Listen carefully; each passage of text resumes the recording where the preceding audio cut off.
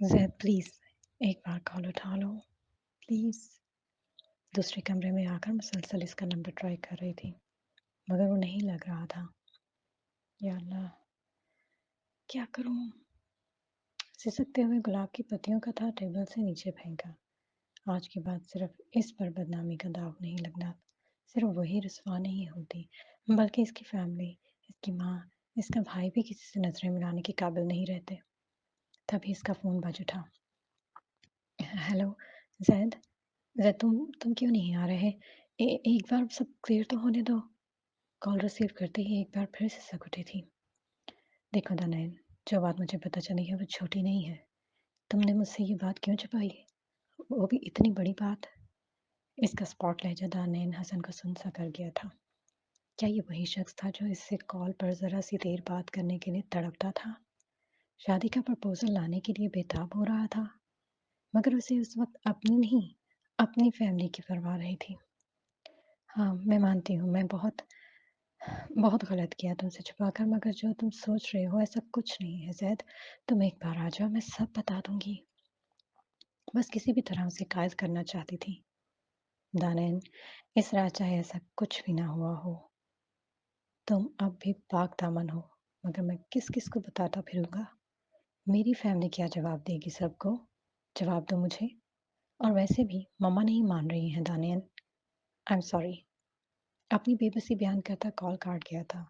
دانائن کی آنکھوں سے دو آنسو ٹوٹ کر گرے تھے. کتنی بے توقیر ہو گئی تھی وہ آج. بولے میجر بالاج، اس میں دانائن کا کیا قصور ہے؟ وہ کیوں بدنامی کی منزلیں طے کر رہی ہے؟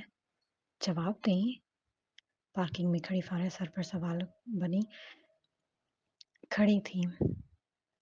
اور وہ جو کرتی پھر رہی تھی اس عورت کے ساتھ؟ ہاں، یہاں ایک کی زندگی تھی اور وہاں نہ جانے کتنی لڑکیوں کی زندگی داؤ پہ لگی تھی. کیا بھول گئی ہو تم کیپٹن فاریا؟ وہ بھی گرج اٹھا تھا. واہ، بہت زبردست. ان لڑکیوں کی زندگی کی اہمیت ہے آپ کی نظر میں، مگر وہ جو دلہن بنی اپنی بارات کا انتظار کر رہی ہے، اس کی اور اس کی فیملی کی کوئی اہمیت نہیں. فاریا نے تمسخرانہ انداز میں کہا تو وہ لب بھینچ کر رہ گیا. بالاج، ہمیں زید کو بتانا ہوگا. ہم اس طرح دنین کی زندگی خراب نہیں کر سکتے. سارم بھی چپ نہیں رہ سکا تھا. بالاج نے چونک کر اسے دیکھا. کیا گارنٹی ہے کہ وہ ہماری بات مان لیں گے؟ اور اگر مان بھی لیں تو اس کو رخصت کر کے لے جائیں گے. اور ان ساری آپشنز پر بھی میں اپنا مشن پر بات نہیں کر سکتا میجر سارم. فاروق. اس کی سرد آواز دونوں کو ساکت کر گئی تھی، جبکہ جویریہ بیگم جو کب سے سائڈ میں کھڑی اس کی باتیں سن رہی تھی غصے سے سامنے آ گئی. میجر بالاج، مشن تمہارا تھا، دانائن حسن کا نہیں جو وہ قربانی دے گی. ان کی غصیلی آواز پر بالاج نے مڑ کر انہیں دیکھا جو آنکھوں میں غضب لیے اس کے پاس آ کھڑی ہوئی تھی. تم نے اسے اغوا کیا اپنے مشن کے لیے اور بیچ رات میں واپس گھر بھیجا، یہ سوچے بغیر کہ وہ دنیا والوں کی نظر میں ایک پاک دامن لڑکی سے داغدار لڑکیوں میں شامل ہو گئی. بولو، کیا جواب دو اس کی فیملی کو جا کر کہ میرے بیٹے نے اپنے مشن کے لیے آپ کی بیٹی کو قربان کر دیا؟ آج وہ ماں نہیں بلکہ ایک عورت بن کر کھڑی تھی. فارے اور سارم خاموشی سے ان کو اکیلا چھوڑ کر چلے گئے تھے. موم، وہ عورت اس کے ذریعے بہت سے لڑکیوں کی زندگی برباد کرنے والی تھی. اگر ہم یہ نہ کرتے تو آج وہ بحفاظت ہمارے پاس نہ ہوتی. پیار سے انہیں نے اپنے ساتھ لگانا چاہا مگر انہوں نے ہاتھ اٹھا کر ان کا یہ اقدام روک دیا تھا. اس لیے تم نے ان کی زندگی برباد کر دی؟ میں ایسا نہیں چاہتا تھا. نظریں چرا کر آہستگی سے بولا. تم ایسا کر چکے ہو میجر بالاج ذوالفقار. اب کی بار ان کی آواز قدرے اونچی تھی. تو کیا چاہتی ہیں آپ؟ میں اب کیا کروں؟ وہ سچ ہو گیا تھا. نکاح. نکاح؟ اس نے نہ سمجھی سے ماں کو دیکھا. ہاں، نکاح کرو گی تم دانائن سے. ان کے الفاظ تھے یا بم؟ وہ بھی یقینی سے ماں کو تکتا کیا. کہ کیسے ممکن ہے مام، جبکہ آپ سب جانتی ہیں اس کے باوجود؟ اسے یقین نہیں آ رہا تھا کہ اس کی ماں کیا کہہ چکی ہے. کیوں کیوں ممکن نہیں ہے؟ آپ جانتی ہیں مام، اگر مجھ پر کسی کا حق ہے تو وہ صرف عدن بشیر کا ہے. جس نے محبت نہیں کی عشق کیا ہے بالا ذوالفقار سے۔ وہ سوچ بھی نہیں سکتا تھا اس محبت سے گندی لڑکی کو دھوکہ دینے کے بارے میں۔ اور اس فیملی کا کیا قصور ہے جسے تم نے لوگوں کی کڑی نظروں کے سامنے لا کھڑا کیا ہے؟ وہ عدن سے محبت کرتی تھی مگر اس وقت کسی کی عزت کا سوال تھا۔ میں میں زید کو سمجھانے کی کوشش کر لیتا ہوں مگر نکاح یہ ناممکن ہے۔ تو ٹھیک ہے، لو فون اور بتاؤ اسے اپنے اور مشن کے بارے میں ایک ایک بات۔ ان کے اٹل انداز پر وہ بے بس ہو گیا تھا۔ آپ سمجھ کیوں نہیں رہی موم؟ میں یہ نہیں کر سکتا، یہ نہ ہی مجھے کسی کی اجازت ہے۔ وہ بے بس سا ہو گیا تھا۔ واہ، نہ حقیقت بتا سکتے ہو نہ اسے نکاح کر سکتے ہو، آخر چاہتے کیا ہو؟ موم، آپ عدن کا کیوں نہیں سوچ رہی ہیں؟ اس نے محبت کی ہے مجھ سے، میں بہت احترام کرتا ہوں اس کی فیلنگز کا، اس پر کیا گزرے گی؟ دل و دماغ میں چند دن پہلے کیے اس کے شکوے گونج رہے تھے۔ مشن جب تمہارا ہے تو صرف دانین حسن ہی کیوں قربانی دے؟ تم اور عدن کیوں نہیں؟ ان کی دو ٹوک بات نے اسے لاجواب کر دیا تھا۔ وہ چند پل انہیں یوں ہی دیکھتا رہ گیا تھا۔ سبوہی، مجھے تم سے اور اسد سے بات کرنی ہے۔ جویریہ بیگم واپس ڈریسنگ روم میں آئی تو وہ نڈھال سی بیٹھی تھی۔ اسد نے ناسمجھی سے انہیں دیکھا۔ اگر تمہیں کوئی اعتراض نہ ہو تو میں دانین کا نکاح بلاد سے کروانا چاہتی ہوں، ابھی۔ ان کی بات پر سبوہی بیگم نے حیرت و بے یقینی سے انہیں دیکھا۔ یہ کیا کہہ رہی ہو جویریہ تم؟ وہ سکتے سے نکل کر بولی۔ کیوں؟ کیا میرا بیٹا پسند نہیں تمہیں؟ انہوں نے مسکرا کر پوچھا۔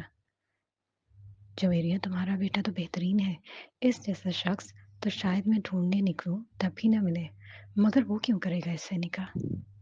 وہ نم لہجے میں بولی۔ اسد بھی بے یقینی سے انہیں دیکھ رہا تھا۔ کیا مطلب؟ میری بیٹی بھی تو لاکھوں میں ایک ہے، تم ایسے مت سوچو، بجا جا کر دانین کو راضی کرو۔ انہیں اپنے ساتھ لگاتی حوصلہ مند انداز میں بولی تھی۔ میں شاید زندگی بھر تمہارا یہ احسان نہ اتار سکوں جویریہ۔ روتے ہوئے گلے سے لگ گئیں، جبکہ رودابہ اور ماہین بھی حیرت پریشان کونے میں کھڑی ہوئی تھیں۔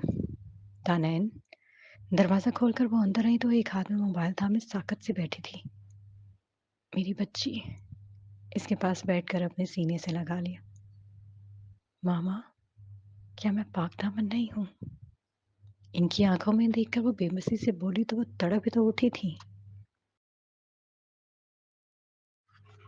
نہیں میری جان، میری بیٹی، تم تو کسی بہتے چشمے کی طرح پاک اور اجلی ہو، بھول جاؤ، بس اس شخص کو وہ لائق ہی نہیں تھا تمہارے۔ اس کے ماتھے پر پیار کرتے ساتھ لگا لیا۔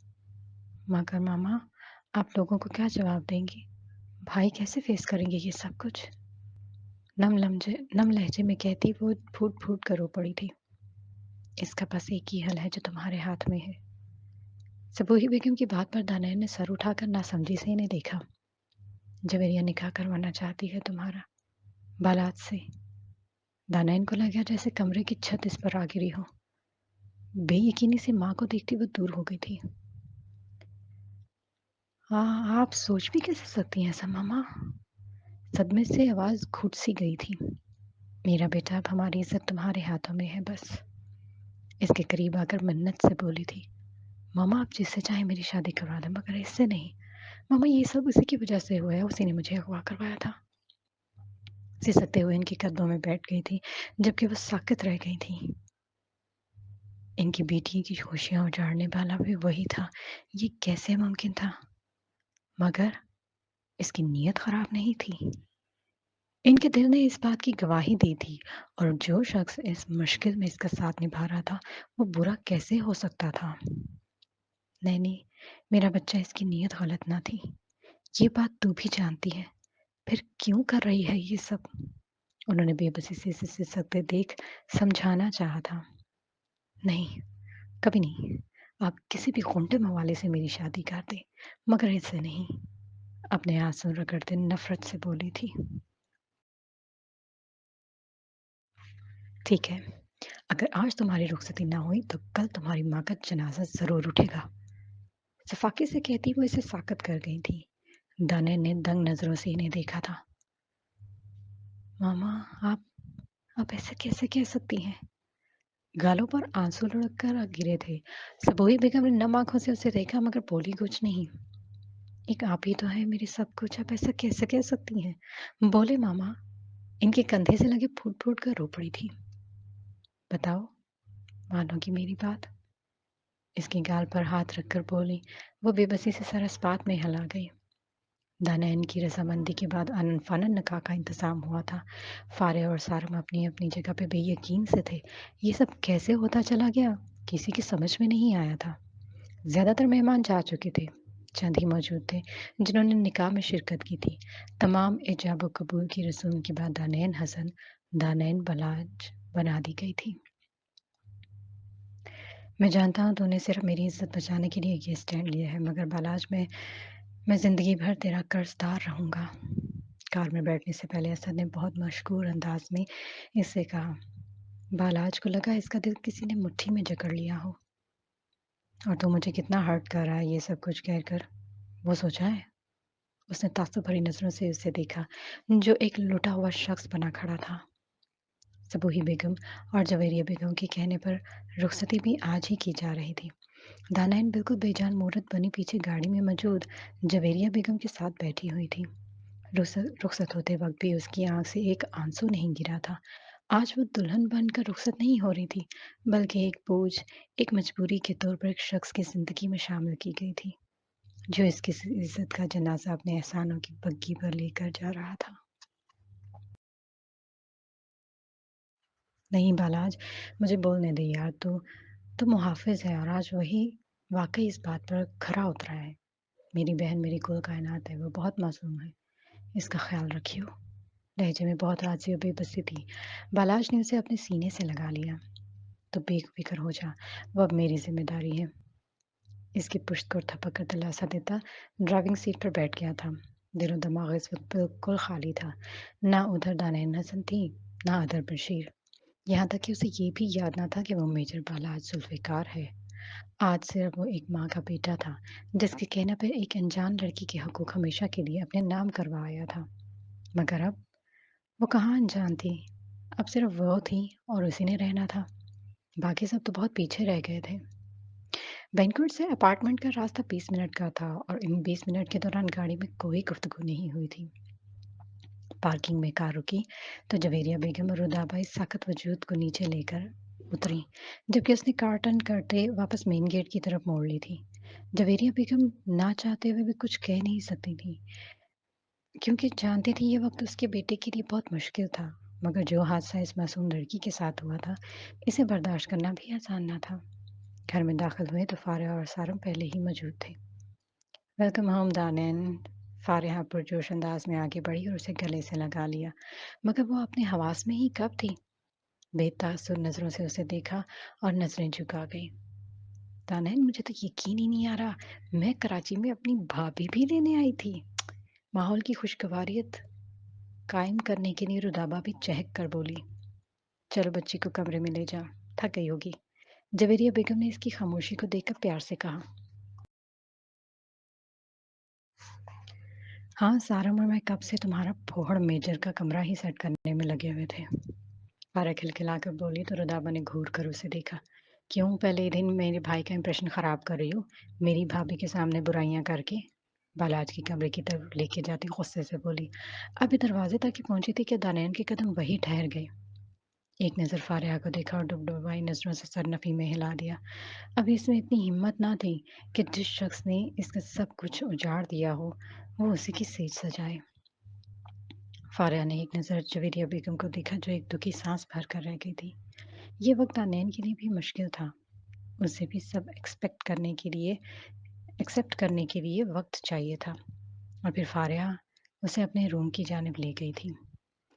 रुदाबा ने एक नज़र माँ को देखा, जो खामोश रहने का इशारा करती अपने कमरे की जानिब बढ़ गई थी। वो भी इन्हीं के पीछे हो रही थी। ये 4 कमरों एक लाउंज पर मुश्तमिल जदीद तर्ज का अपार्टमेंट था। बालाज जब भी कराची आता यहाँ स्टे करता।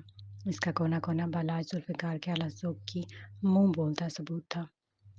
दानैन ये लो कपड़े, माहीन भाभी कह रही थी वो सुबह तुम्हारा सामान भिजवा देंगी। उसे खामोशी से सोफे पर बैठा देखकर फारिया ने मुखातिब किया तो वो चौंकी।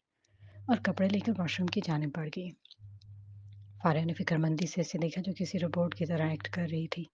اس نے ایک نظر ٹیبل پر پڑے زیورات پر ڈالی جو اسی نے اتارے تھے، سمیٹ کر دراز میں ڈال دیے۔ تقریباً 20 منٹ بعد سادہ سے لائٹ فروزی شلوار قمیص میں نہا کر باہر نکلی۔ آنکھیں سرخ ہو رہی تھیں۔ مجھے چائے نماز دے دو گی؟ دوپٹہ اوڑھ کر اسے دیکھا۔ فارا جو کب سے اس کی حرکات و سکنات دیکھ رہی تھی چونک کر سر ہلایا اور سائڈ ٹیبل سے جائے نماز اٹھا کر دے دی اور پھر خود بھی ایک گہری سانس بھرتی ڈریسنگ روم کی طرف بڑھ گئی۔ ایک ویران کب سے زیادہ کمرے میں قید وہ زنجیروں میں جکڑی پڑی تھی۔ گلا پیاس سے سوکھ رہا تھا۔ آنکھوں کے گرد ہلکے اس کی کئی راتوں سے جاگنے کی خمازی کر رہے تھے۔ وہ غم سے نٹھار بالکل تنہا کسی قیدی کی طرح بڑی سسک رہی تھی، مگر کوئی اس کی آوازاری سننے والا موجود نہ تھا۔ اچانک اسی کی آوازیں خوفناک آوازوں میں تبدیل ہونے لگیں۔ یا اللہ! وہ جھٹکے سے اٹھی اور سائڈ لائٹ بند کیا۔ پورا چہرہ پسینے سے تر ہو رہا تھا۔ یہ کیسا خواب تھا؟ اتنا عجیب! ماتھے سے پسینہ پونچھ کر سائڈ ٹیبل سے پانی کا گلاس اٹھا کر منہ سے لگا لیا۔ رات کا 1 بج رہا تھا۔ اسلام آباد میں لوگ ابھی عموماً 10 بجے تک سو جاتے تھے، لہٰذا اس کی بھی کافی نیند پوری ہو چکی تھی، مگر اس بے مقصد خواب نے اس کے دل میں بے چینی سی پیدا کر دی تھی۔ بیڈ سے اٹھ کر واش روم کی جانب بڑھ گئی۔ وضو کر کے تہجد پڑھنے کے لیے کھڑی ہو گئی۔ بالاد سے بات کیے 1 ہفتہ گزر چکا تھا۔ اس نے دوبارہ کوئی رابطہ ہی نہیں کیا تھا، مگر اس بار بے چینی کچھ عجیب سی تھی جو اسے ایک پل کے لیے بھی قرار نہیں لینے دے رہی تھی، ورنہ تو وہ پورا پورا مہینہ بھی اس کے اولڈ میسیجز پڑھ کر گزارا کر دی تھی، لیکن اس بار یہ 1 ہفتہ بہت بھاری گزرا تھا اس پر۔ کیا تمہاری یادیں مجھے کم کرنی پڑ گئیں جو ان خوفناک خوابوں نے تمہاری جگہ لینے کی جرت کر لی میجر بالاج؟ دعا کے لیے بیٹھے بہت بے چینی سے سوچا۔ 2 آنسو بہت خاموشی سے اس کے گال پر پھسلے تھے، جنہیں جلدی سے پوچھتی سر جھٹک کر دعا میں مشغول ہو گئی۔ رب سے اپنے لیے ڈھیر سارا سکون مانگنے لگی، کیونکہ دلوں کو تو اطمینان بخشنے والی ذات بس وہی ہے۔ ساری رات سڑکیں ناپ کر صبح 4 بجے کے قریب گھر لوٹا تھا۔ کمرے کی جانب بڑھتے بہت سے خدشات دل و دماغ پر ہلچل مچا رہے تھے، اور سب سے بڑا خدشہ وہ دلہن بنا وجود تھا۔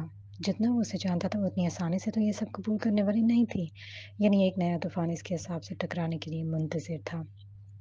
آنکھیں بند کر کے ایک گہری سانس فضا کے سپرد کی اور دروازے کا ناک گھما کر کمرے میں داخل ہوا تو بالکل اندھیرا تھا۔ لائٹس آن کی تو جہاں نئی دلہن کو اس کا منتظر ہونا چاہیے تھا وہاں خالی بیڈ تھا۔ چند پل وہ یوں ہی کھڑا رہا۔ بہت شکریہ دانائن حسن، جو تم نے اس عذاب سے گزرنے سے مجھے بچا لیا۔ میں بھی تمہارے وجود کو اپنے نظروں کے سامنے برداشت کرنے کا قائل نہیں۔ سر جھٹکتا الماری سے کپڑے نکال کر واش روم کی جانب بڑھ گیا۔ نہیں میری جان۔ اس کے بالوں میں نرمی سے ہاتھ پھیر کر اٹھانا چاہا۔ وہ ہلکا سا کسمسائی اور مندی مندی آنکھوں سے اپنے برابر میں بیٹھی ماہین کو دیکھنے لگی۔ جب سمجھ آیا تو ایک جھٹکے سے اٹھ کر بیٹھی۔ آپ یہاں؟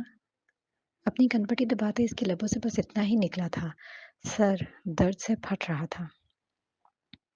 تم بھول رہی ہو شاید، دلہن کے گھر والے صبح ناشتہ لے کر آتے، ہم بھی اسی لیے آئے تھے۔ مسکرا کر اسے اپنے ساتھ لگا لیا۔ دانائن کے لبوں پر زہر خند مسکراہٹ پھیل گئی۔ کیا میں آپ کو دلہن نظر آتی ہوں بھابھی؟ دانائن بھول جاؤ سب کچھ، آگے بڑھو اور ایکسیپٹ کرو۔ بالاج بھائی بہت اچھے انسان ہیں۔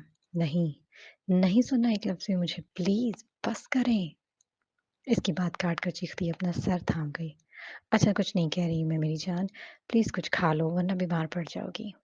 اس کی حالت دیکھ کر وہ فوراً بات بدل گئی تھی۔ ماما نہیں آئی؟ سر اٹھا کر اسے دیکھا۔ سب بتاؤں گی، پہلے ناشتہ کرو، شاباش۔ اسے کھڑا کر کے وہ واش روم کی طرف بھیجا۔ وہ بھی خاموشی سے منہ دھو کر باہر آئی تو وہ جویریہ بیگم اور ردابا بھی کمرے میں آ چکی تھی۔ پھر خاموشی سے صوفے پر انہی کے ساتھ وہ بیٹھ گئی۔ چلو ناشتہ کرو بیٹا۔ شاباش۔ اس کا ماتھا چوم کر شفقت سے بولی، میں نے سنا ہے دانین کو چائنیز بہت اچھا بنانا آتا ہے۔ ردابا نے آملیٹ کی پلیٹ اس کے آگے رکھتے ہوئے کہا، ہاں یہ تو ہے، بڑا زبردست بناتی ہے، مگر موڈ خوشگوار ہو تبھی ملتا ہے ہم غریبوں کو۔ اب دیکھو سسرال والوں کی کیسے خدمتیں کرتی ہے۔ माहिन उसे छेड़ते हुए बोली, मगर वो सर झुकाए जो उसके छोटे-छोटे से फलक में उतार रही थी। ये फारे और बालाज भाई वगैरह नजर नहीं आ रहे। माहिन ने इनकी गैर मौजूदगी महसूस करते जवेरिया बेगम से पूछा। सुबह फार्म हाउस पर अटैक हुआ था। 8 बजे ही निकल गए थे तीनों। काफी मुतफक्र सी बैठी थी, क्योंकि रात के बाद बालाज से बात भी ना हो सकी थी। आंटी मैं बता नहीं सकती वो औरत देखने में कितनी सोबर लगती थी, मगर जो काम उसने किए हैं हम सब ही हैरान हैं। माहिन तासुब से मैम उमारा के बारे में बता रही थी। बेटा, शक्लें देखकर किसी के किरदार का अंदाजा नहीं लगाया जा सकता। वैसे आप बताओ कब की फ्लाइट है आप लोगों की? इनकी बात पर तान्या ने नासमझी से ने फिर माहीन को देखा। कौन सी फ्लाइट? चौंक कर बोली। माहीन ने एक नज़र जवेरिया बेगम को देखा, जो बस सब बताने का इशारा दे रही थी। दानैन, असद हमें कनाडा लेकर शिफ्ट हो रहे हैं। कल शाम की फ्लाइट है हमारी। इसके हाथ थाम कर बहुत नरमी से बोली, मगर दानैन को तो जैसे सख्ता तारी हो गया था। बेयकीनी से उसे देखती चली गई। बड़ी बात इससे छुपाई गई थी और इसके अंदर जैसे एक बार फिर तोड़फोड़ शुरू हो गई थी। नैनी, इसकी तबीयत खामोशी पर उसने खुद ही मतवज्जो किया। हाँ, ओके, अच्छी बात है। लबों पर हल्की सी मुस्कुराहट लाकर खुद को नॉर्मल करने की नाकाम कोशिश की थी। चलो तैयार हो जाओ, शाबाश। हम सब वही के पास चल रहे हैं ताकि कुछ हेल्प करवा दें। हाँ, मैं तुम्हारा सामान भी ले आई थी, ये रखा हुआ है। माहिन को इस रिएक्शन की बिल्कुल उम्मीद ना थी। वो सर हिलाती ड्रेसिंग रूम की जाने बढ़ गई। वो अगले दिन तक इन लोगों के साथ खुद को नॉर्मल ही ज़ाहिर कर रही थी। आँख से एक आंसू भी ना टपका और सबूही बेगम अच्छी तरह से जानती थी ये इसकी सख्त नाराज़गी का ऐलान था। वो तीनों इसी दिन की शाम को लड़कियों को रेस्क्यू करवा कर वापस आ गए थे। संतबाई की अकेडमी पर भी छापा मारा जा चुका था, मगर खुफिया जराए ने इसके बाहर मुल्क जाने की तस्दीक कर दी थी। लिहाजा इनका कराची में ठहरना मुमकिन ना था। अगले दिन रात को इनकी भी इस्लामाबाद रवानगी थी। बारात की रात के बाद बालाज को वो अब नजर आई थी। मैरून कुर्ता पजामे पर शिफॉन का हम रंग दुपट्टा ओढ़े, बालों की पोली टेल बनाए इबाद का हाथ पकड़े कार से उतर रही थी। वो लोग असद वगैरह को एयरपोर्ट छोड़ने आए थे, जबकि बालाज अपनी कार के पास खड़ा इन्हीं का इंतजार कर रहा था। इस कदर खामोशी के बाद तो मुझे लग रहा है कोई तूफान आएगा। सारम बहुत आहिस्तगी से बड़बड़ाया। बालाज ने दांत पीसते नागवारी से उसे देखा। मजाक कर रहा हूँ। इसकी नज़र से फौरन संभला और इसके साथ एयरपोर्ट के अंदर की तरफ बढ़ गया। नहीं नहीं, नाराज हूँ बहुत। असद उसे बाकी सबसे थोड़ा दूर ले आया था, क्योंकि वो टिकट्स और पासपोर्ट के चक्कर में इतना उलझा था कि इससे बात करने का मौका ही न मिल सका था। नहीं, मैं क्यों नाराज होंगी? वो उसे देखने की बजाय इधर उधर गुजरते लोगों को देखती लब मुसलसल काट रही थी, जैसे अपने आंसू जब्त करने की कोशिश में हो। नैनी, इसका रुख अपनी जानब करते सीने से लगा लिया। जानता था कि इसकी छोटी सी गुड़िया इन सबसे बहुत खफा थी। आई एम सॉरी मेरा बच्चा। इसके बालों पर प्यार करते मोहब्बत से बोला और दानिश हसन के तमाम बंद भाई की बाहों में आकर टूट पड़े। एकदम ही सिसक उठी थी। मुझे भी साथ ले जाए भाई, मैं कैसे रहूंगी यहाँ अकेली? उसके सीने में मुंह छुपाए मासूम बच्चे की तरह बोली। क्यों मेरी जान अकेली क्यों होगी? आंटी है, रुदाबा है, बालाज है, इतने सारे इसके अपने बन गए हैं अब तो। इसकी पीठ सहलाते वो बोला तो इसी पल उससे अलग हुई। वो मेरे नहीं बल्कि आपके और मामा की अपनी है, तभी तो इनके पास छोड़कर जा रहे हैं मुझे। हथेली की पुष्ट से आंसू रगड़ते गुस्से से बोले। असद के लबों पर मुस्कुराहट दौड़ गई। मेरी भोली बच्ची, क्योंकि हम जानते हैं कि वो बेस्ट है तुम्हारे लिए। अब रोना बंद करो, शाबाश। इसका माथा चूमकर खफा खफा सा चेहरा देखा। असद, रिसेप्शन पर तेरा नाम कॉल हुआ है। काफी देर से खड़े बालाज को इन दोनों बहन भाइयों को एक दूसरे में मगन देखकर मुदाखलत करनी पड़ी। दाना ने झट अपने आंसू साफ किए। हाँ आ रहा हूँ नैनी, मामा से बात कर लो, ओके। इसका कहा थपक बालाज के साथ आगे बढ़ गया, जबकि वो भी सबूही बेगम के पास आ गई, जो इन्हीं दोनों को देख रही थी। मेरी बेटी नाराज है, इसकी थोड़ी पकड़ कर प्यार से बोली तो वो नफी में सर हिलाती इनके गले से लग गई थी। आई विल मिस यू मामा, नम लहजे में कहती इनकी आंखें भी भिगो गई थी। मेरी अच्छी बच्ची है, मेरी नैनी तो अपना ख्याल रखेगी ना? मोहब्बत से बोली, जिसे छोड़कर वो बहुत दूर जा रही थी। वो नम आँखों से सर हिलाती इनके कंधे पर सर रख गई। फिर इनकी फ्लाइट का वक़्त हुआ तो दानैन एक बार फिर सबके गले लगकर खूब रोई थी। इन्हें रुखसत करके वापसी पर वो बिल्कुल खामोशी से दौड़ती भागती गाड़ियों को देखती रही, क्योंकि ड्राइविंग बालात जुल्फ़िकार कर रहा था, जो इसके लिए दुनिया की सबसे नाकाबिले काबिले नफ़रत हस्ती था। बालाज ने बस एक नज़र उसे देखा और फिर सर झटकता ड्राइविंग की तरफ मुतवज्जो हो गया। आज वो लोग इस्लामाबाद पहुंचे थे, मगर बालाज को वज़ीरिस्तान जाने के लिए ऑर्डर्स मिल गए थे, इसलिए वो सीधा हेडक्वार्टर से वज़ीरिस्तान रवाना हो गया था, जबकि दानैन इन दोनों के साथ बालाज मेंशन आ गई थी। अभी इनकी गाड़ी पोर्च में रुकी थी जब एक गार्ड ने आकर दरवाज़ा खोला। सलाम अलैकुम साहब। बहादुर खान ने झट सलाम किया, मगर गाड़ी से उतरते एक नई मेहमान को देखकर खामोश सा हो गया। वालेकुम सलाम। आओ बेटा।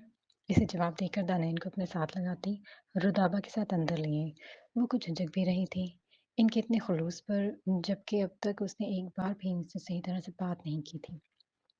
एकदम ही उसे शर्मिंदगी ने आ घेरा। घर में दाखिल हुई तो दानैन इस बात का फैसला न कर सकी कि ये वो घर था या महल।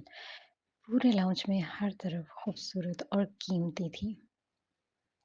अभी वो लाउंज का जायजा ही ले रही थी जब किसी ने गंभीर आवाज में सवाल किया। वालेकुम अस्सलाम। जुल्फ़िकार, आप भी हद करते हैं। बहू कराची से इस्लामाबाद आई है और आप एयरपोर्ट भी नहीं आए। उन्होंने नाराजगी से कहा। वो शादी की रात ही इन्हें तमाम तफसीलात से आगाह कर चुकी थी और इनके फैसले पर जुल्फ़िकार साहब को भी कोई एतराज़ नहीं था। भाई बहुत माजरत, मेरी बेटी को मैं लेने ना आ सका। इनके बराबर में खड़ी दानैन को देखकर वो शफकत से बोले, यहाँ आओ मेरे पास। उन्होंने उसे अपने पास बुलाया तो वो कुछ झिझक कर इनके करीब आ गई। मेरे बेहतरीन दोस्त हसन की निशानी हो तुम दानैन, और अब मेरी बहू हो, इसलिए इसे अपना ही घर समझना बेटा। उसे अपने गले से लगाकर शफकत से बोले तो इसकी आंखें खुद ब खुद नम होने लगी। यार दानैन, ज़बान कराची में तो नहीं छोड़ के आ गई, क्योंकि तुम्हारी इतनी खामोशी मुझे हज़म नहीं हो रही। रुदाबा चहक कर बोली, जबकि दानैन छींक सी गई थी। तो थकी हुई है बच्ची, तुम्हारी तरह आते ही शुरू हो जाए। जवेरिया बेगम घूर कर बोली, हाँ रेस्ट करो बेटा, अब डिनर पर तफसील से बात होगी। जुल्फ़िकार साहब के कहने पर जवेरिया बेगम ने इसे रुदाबा के साथ ऊपर भिजवा दिया था। ये रहा तुम्हारा कमरा, इसमें लेटो, बैठो, सेटिंग चेंज करो, जो जी में आई करो। एक बड़े से कमरे का दरवाजा खोलकर अंदर दाखिल हुई, जो ब्लैक एंड व्हाइट थीम से डेकोर किया गया था। वो दिल ही दिल में दाद दिए बगैर न रह सकी। चलो, मैं भी कमरे में जा गई, बहुत थक गई हूँ। तुम भी रेस्ट करो। तुम्हारा सूटकेस मैंने पहले ही रखवा दिया है। मॉम ने नहीं, मॉम ने रखवा दिया है। ओके। इसके गाल पर किस करती वो बाहर निकल गई। उसने एक गहरी नजर भरकर दरवाजा बंद किया। समझ नहीं आ रहा था कि आखिर करे तो क्या करे। वो सिर्फ एक शख्स की वजह से इन पुरखलूस लोगों से कभी भी बदसलूकी नहीं कर सकती थी, लेकिन बात तो वो भी अच्छी तरह से जानती थी।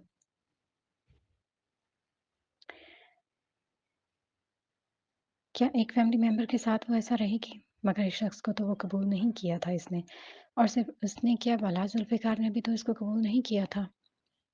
ये बात तो वो जानती थी। पूरे कमरे को खाली ज़हन से देख रही थी। बिला इरादा ही अलमारी खोली तो पूरे जेंट्स ड्रेसेस से भरी थी। दिल पूरी शिद्दत से धड़का था। इसका मतलब ये इसका कमरा है। सरगोशी में बोली और दांत पीस कर कपबोर्ड बंद की। मगर बेबसी सी बेबसी थी। वो चाहकर भी दूसरे कमरे की फरमाइश नहीं कर सकती थी। लब भेजते बैग खोलकर सारे कपड़े निकाले और वॉशरूम की तरफ बढ़ गई।